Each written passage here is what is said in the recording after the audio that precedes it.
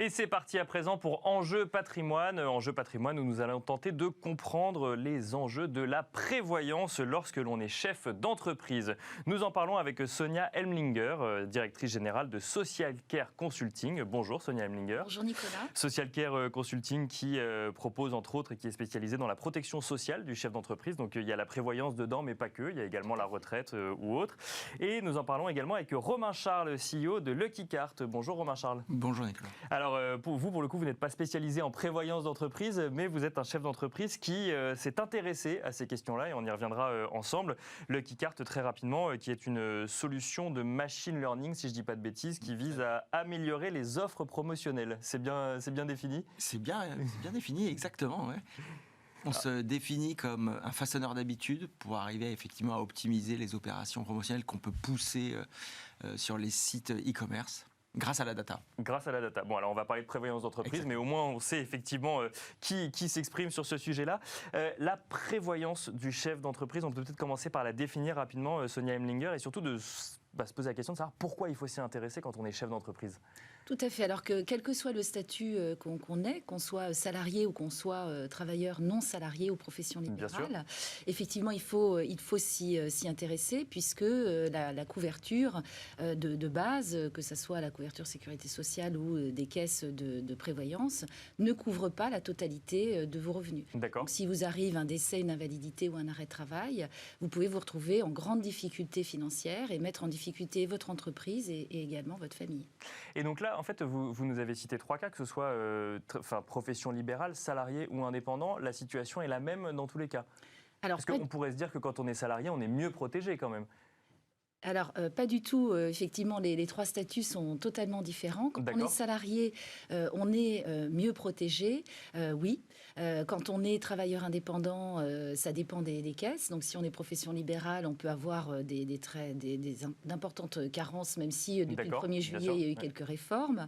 Mais en tant que salarié, effectivement, on est plutôt bien protégé, mais pas pour tout, puisque si on est chef d'entreprise et qu'on est associé, par exemple, il y a un décès dans l'entreprise, donc là aussi c'est la prévoyance. Si on est au chômage, si on est mandataire social, on n'a pas de couverture chômage comme un salarié traditionnel. Ouais. Donc il y a vraiment pas mal de carences à couvrir. Alors peut-être un petit point de définition avant d'aller plus loin. On parle de prévoyance, on parle de protéger, on a mentionné plusieurs fois le mot décès. Concrètement, la prévoyance pour le chef d'entreprise, c'est quoi ? Alors, c'est couvrir les risques d'essai, évidemment, donc le plus important. Ensuite, donc ça va être pour soit un capital qui va rentrer dans l'entreprise dans le cadre d'un contrat homme-clé, soit d'un capital qui va être pour sa famille, pour une rente pour les enfants, pour le conjoint. Donc, protéger sa famille, protéger l'entreprise. Et l'entreprise. Le deuxième sujet, ça va être l'invalidité. Donc là, ça veut dire qu'on ne peut plus exercer son activité. Donc, l'invalidité, il faut qu'elle soit bien sûr professionnelle. Donc, il faut faire très attention sur les contrats, parce que si on a juste une invalidité, moi, si je perds un doigt, ça ne va pas m'empêcher de travailler.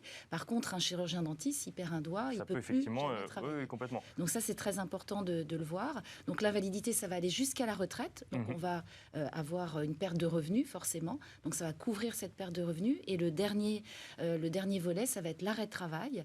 Donc si jamais on a un arrêt de travail temporaire, là, ça va couvrir la perte de revenus en fonction des différentes caisses. Ça va compenser la perte. Compenser la perte de revenus, parce qu'effectivement, il faut continuer à vivre, mais on ne pourra plus avoir de revenus de son activité professionnelle. Tout à fait. Éventuellement, prendre un remplaçant, ça peut couvrir aussi ce type de risque. Et alors, pour bien comprendre le contexte dans lequel on s'exprime, vous nous parlez de différentes caisses. Là, on n'a même pas parlé de passer par un contrat de prévoyance encore. Et il y a des différences, en fait, entre les différentes caisses, donc quel que soit le statut, mais ensuite, en plus, au sein des statuts, en fonction de son métier, finalement ? Oui, tout à fait. Que vous soyez avocat, par exemple, en donc libéral. Ça, c'est les professions libérales, bien sûr. Profession libérale, vous avez, par exemple, les 3 premiers mois d'arrêt de travail, vous n'avez pas d'indemnité. D'accord. Vous avez des indemnités qu'à partir de 3 mois. Donc si pendant 3 mois, vous avez 0 revenu, ça c'est vraiment problématique. Un travailleur indépendant, on va dire un gérant de SARL, ça va être entre 22 € et 56 € d'indemnité. Donc 22 €, c'est 660 € par mois. Par jour? Non. Par jour. Par jour, d'accord. Ok, j'ai bien fait de poser la question. Oui, tout à fait. Bon, ça fait quand même que 660 € par mois. Oui, donc, oui, effectivement, bien si sûr, vous avez une famille à nourrir et que vous habitez, par exemple, en région parisienne, ça va être un peu complexe, effectivement. Voilà. Oui. Et donc, il existe des solutions pour ça, c'est de passer par des contrats de prévoyance, et où là, en fait, on va anticiper tous ces aléas de la vie, et on va, mentionner que si jamais on a tel ou tel problème qui arrive, ou si on fait face à un décès ou autre, en fait, le contrat de prévoyance prend le relais, que ce soit pour protéger l'entreprise ou la famille, c'est ça? Tout à fait. Donc effectivement, on peut mettre en place plusieurs dispositifs. Donc le contrat homme-clé, donc là c'est évidemment pour protéger l'homme-clé d'entreprise, donc le chef d'entreprise, mais ça peut être aussi un commercial qui fait beaucoup de chiffre d'affaires pour l'entreprise. Contrat homme-clé, en fait, ça revient à dire mon activité est trop dépendante de cette personne-là, donc en fait, si jamais cette personne-là venait à ne plus pouvoir travailler dans l'entreprise, l'activité, il y aurait un risque pour l'activité. Tout à fait. Donc on va pallier à la perte de chiffre d'affaires, à la perte financière pour l'entreprise en cas de décès ou d'invalidité de cette personne. Après, il y a effectivement pour la famille le décès, l'invalidité et l'arrêt de travail, mais là, ça peut couvrir également un remplaçant. Donc ça, c'est évidemment très important parce que on sait qu'un tiers des entreprises qui disparaissent est dû à une indisponibilité temporaire ou définitive du chef d'entreprise. Donc c'est des chiffres qui sont très importants et malheureusement en France, c'est des sujets qu'on n'aborde pas beaucoup. Dans les pays anglo-saxons, ce sont des sujets extrêmement... Bien sûr. Tout le monde est protégé. Pas parler de ce qui pourrait déjà, on n'aime pas parler de ce qui va mal, mais alors de ce qui pourrait potentiellement mal aller, là, c'est encore pire. Tout à fait. C'est vraiment un sujet tabou et donc c'est vraiment très très important parce que même une indisponibilité temporaire, une maladie ou quoi que ce soit, ça peut vraiment mettre en danger son patrimoine. Donc quand on a quand même passé pas mal d'années à construire son entreprise, à construire son patrimoine, à protéger sa famille, se mettre en danger pour quelques mois d'arrêt de travail, c'est, je trouve, vraiment dommage. Et c'est la situation potentiellement la moins dramatique, en plus, l'arrêt de travail. Tout à fait. Romain Charles, le Lucky Card existe depuis combien de temps? La société existe depuis 2010, mais c'est une société que j'ai reprise en 2018. D'accord. Donc vous êtes à la tête de la société depuis 4-5 ans là. Oui, depuis 4 ans, exactement. Depuis 4 ans, est-ce que quand on est entrepreneur et jeune, le sujet de prévoyance est un sujet auquel on pense d'emblée lorsqu'on se lance dans l'aventure entrepreneuriale? Alors c'est clair que c'est un sujet auquel on ne pense absolument pas. D'accord. Et puis pour le coup, moi avant Lucky Card, j'ai travaillé 18 ans en multinationale. D'accord. Donc on n'a pas vraiment à s'inquiéter de ce genre de problématiques. Et ensuite, quand on est entrepreneur, on a la tête dans le guidon, on ne veut pas se mentir. On travaille beaucoup, on a beaucoup de sujets différents. On a la tête dans le guidon, on n'y pense absolument pas. Et pourtant, c'est important de pouvoir se poser et de réfléchir à comment se protéger. Pourquoi ? Parce qu'être entrepreneur, déjà en tant que tel, c'est une prise de risque. Bah, bien sûr. Oui, et si on peut limiter les risques pour soi, pour la boîte et pour les siens, c'est quand même beaucoup mieux. Et c'est pour ça que j'ai fait appel à ce type de produit. Et vous avez fait, vous, donc concrètement, qu'est-ce qui vous a convaincu de vous dire, parce que vous disiez, j'ai travaillé très longtemps dans une multinationale, donc je n'avais pas du tout à m'en préoccuper, donc potentiellement vous n'envisagiez peut-être même pas d'être moins protégé le jour où vous étiez entrepreneur, si ça quand même vous l'aviez en tête quand vous avez repris Lucky Card? Alors c'est peut-être pour une situation particulière chez moi, mais entre guillemets, moi je suis marié, j'ai 3 enfants. Dans mes 3 enfants, j'ai ma fille qui a une maladie grave. D'accord. Et moi-même j'ai une maladie rare. D'accord. Et du coup, on ne sait jamais vraiment de quoi l'avenir est fait, mais dans mon malheur, avec toutes ces maladies-là, on essaie quand même de se protéger. Et c'est ce qui m'a fait penser à prendre des garanties pour protéger ma famille. Donc au départ, honnêtement, j'ai pensé à ma famille, puis à moi, puis à l'entreprise. Et du coup, j'ai regardé les différents produits qui existaient. Et c'est comme ça que j'en suis arrivé à l'assurance chômage, à la garantie homme-clé. Et donc à cette idée de se protéger, quel que soit l'aléa auquel vous pouviez faire face. Exactement.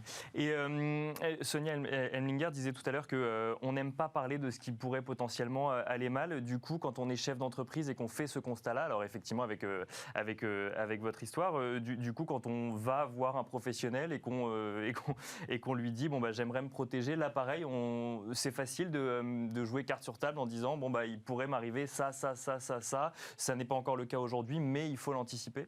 Alors d'abord, quand on tombe sur un professionnel, généralement, il nous accompagne dans cette réflexion-là. D'accord, donc il s'est posé les questions quand même. Exactement, donc, et puis il maîtrise mieux le sujet que nous. Oui, bien sûr. En fait, ce qui est difficile, c'est d'arriver à se poser la question. Une fois qu'on s'est posé la question, tout roule. D'accord. Mais c'est vraiment d'arriver à se poser la question et se tourner justement vers un spécialiste du patrimoine et de la protection pour pouvoir nous accompagner. Bien sûr. Encore une fois, la plupart, enfin, je ne sais pas, pour moi en tout cas, je ne maîtrisais pas du tout ce sujet-là. Je maîtrise toujours moyennement, donc je vais faire appel à un spécialiste. Quoi. Non, après on est accompagné. Ce qui est vraiment difficile, c'est d'y penser, parce qu'on a toujours ce sentiment d'être indestructible. Ou d'ailleurs, quand on se lance dans une entreprise, on dit on va réussir, coûte que coûte, oui, on va réussir, et on ne pense pas à tout ce qui peut arriver à côté. Mais c'est le principe même en fait de l'entrepreneuriat, c'est d'y croire à fond et d'oublier peut-être tout ce qui fait que ça ne pourrait ne pas marcher. Et donc c'est la même chose en fait finalement pour l'entrepreneur. Et alors, donc il y a votre histoire à vous. J'imagine que vous connaissez d'autres entrepreneurs, que vous échangez avec eux. Vous constatez autour de vous que la prise de conscience est similaire ou... J'ai l'impression que ça a un peu de mal à décoller. D'accord, ok. On a du mal à comprendre qu'il pourrait y avoir un risque et qu'on pourrait se retrouver dans une situation un peu difficile. Exactement, mais d'abord, quand on est entrepreneur, on le disait tout à l'heure, c'est que quand on est mandataire social, on n'a pas d'assurance chômage. D'accord. Oui, et c'est pas une évidence sans nom. Hein. Moi, j'ai repris la boîte, on était 14, on est 45. On crée des emplois, on crée de la valeur. On est responsable. On est responsable. Et j'ai pas pensé une seule seconde que je n'aurais pas le droit au chômage. Et du coup, heureusement que j'ai pu être accompagné là-dessus, à mes fonds aussi qui me donnent des conseils, parce qu'autrement, je serais peut-être pas venu tout seul naturellement, quoi. Sonia Elminger, vous constatez la même chose, qu'il faut faire beaucoup de pédagogie quand on est face à des chefs d'entreprise, c'est que c'est pas la priorité finalement, la prévoyance, quand on est dans le guidon, en tout cas les premières années? Oui, tout à fait. C'est vu comme un coût et effectivement un coût supplémentaire en plus du reste.